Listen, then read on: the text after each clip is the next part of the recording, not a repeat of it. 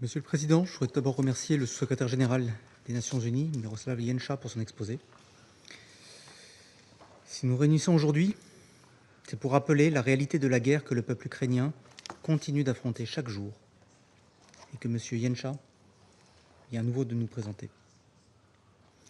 La France condamne avec la plus grande fermeté les attaques russes ayant frappé l'Ukraine ces derniers jours.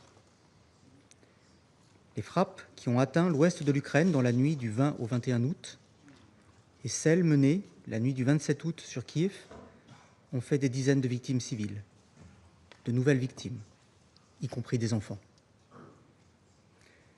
Les ondes de choc de dernière frappe ont gravement endommagé le bâtiment de la délégation de l'Union européenne en Ukraine et du British Council.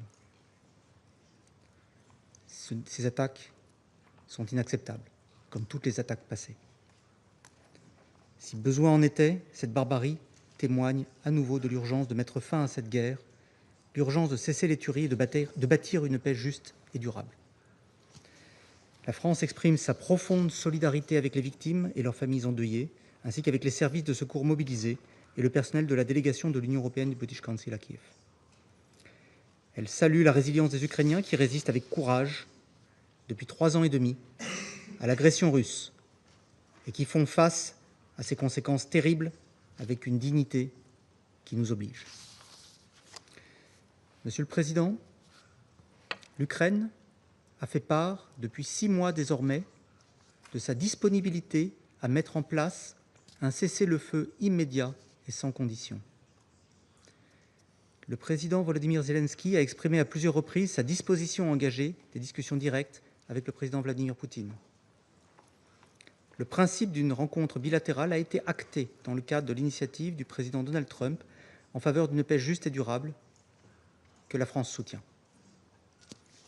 Pourtant, 2 semaines plus tard, le président russe n'a toujours pas donné suite et la Russie poursuit ses frappes meurtrières sur le territoire ukrainien. Moscou veut nous faire croire qu'il recherche la paix. Mais ces actes démontrent qu'elle n'a aucune intention de cesser le feu, ni de négocier de bonne foi une paix durable en Ukraine. La Russie n'a fait que répondre aux multiples propositions sincères de pourparlers en intensifiant ses frappes sur le territoire ukrainien. Elle n'a fait que cibler les civils en violation des règles et principes du droit international. Faut-il le rappeler? Les attaques indiscriminées contre les civils constituent des crimes de guerre. Ce Conseil doit être à la hauteur de ses responsabilités.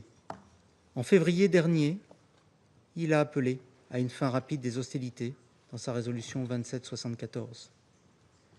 Alors que la Russie viole depuis des mois cette résolution, qu'elle a pourtant soutenue, le Conseil doit être cohérent. Il est clair que cette guerre ne se poursuit que parce que l'agresseur refuse d'y mettre un terme. Le Conseil de sécurité doit appeler la Russie à mettre fin au combat et condamner les violations du droit international humanitaire et des droits de l'homme qu'elle y commet. La France continuera de s'investir avec détermination aux côtés de l'Ukraine et de ses partenaires vers l'objectif d'une paix conforme au droit international, respectant la souveraineté et l'intégrité territoriale de l'Ukraine. Pour être durable, cette paix doit être assortie de garanties de sécurité robustes pour l'Ukraine. La France et les autres Européens, aux côtés des États-Unis, y sont engagés, car la sécurité de l'Ukraine est aussi la sécurité européenne. Je vous remercie. Agradezco a la delegación de Francia